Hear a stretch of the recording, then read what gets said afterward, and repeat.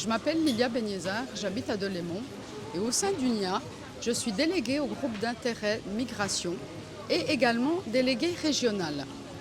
J'insiste également sur le fait que je suis conteuse et pour moi conteuse, à l'instar d'une militante, c'est dire les choses là où on voudrait nous faire taire. Ce poste me permet véritablement de vivre ce que vivent les migrants, puisque je suis moi-même migrante, et de porter haut et fort les idées des grandes causes en fait, pour les migrants dans le domaine du travail, mais pas seulement, au niveau discrimination, racisme, égalité hommes-femmes aussi au sein de la migration. Et j'ai l'impression aussi qu'on fait partie finalement d'une grande famille. Une grande famille qui soutenons et portons les mêmes causes.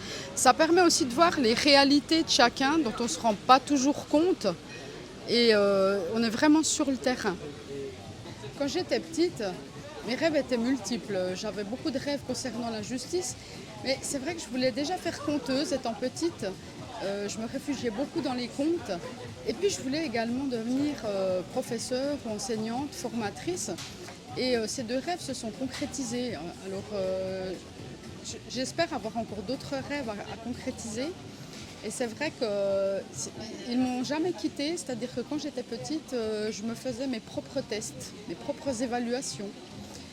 Ma maman me disait toujours, mais tu parles à qui? Ah ben, je me parle à moi-même en fait, je faisais l'élève et la prof.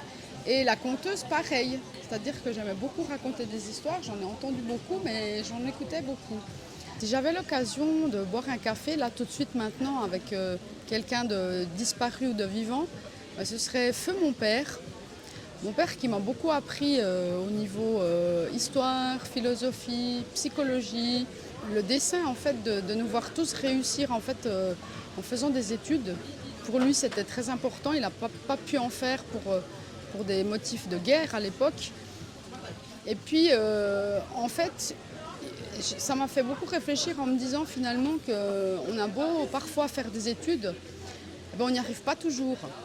On n'arrive pas toujours à vivre de manière décente et puis à trouver des emplois stables et non précaires. Donc j'espère alors qu'il est fier de moi de là où il est. Et puis qui se disent, bah voilà, ça c'est ma fille, je la reconnais. Elle n'a pas la langue dans sa poche. Quand elle a quelque chose à dire, elle le dit. Quand elle a quelque chose à faire, elle le fait.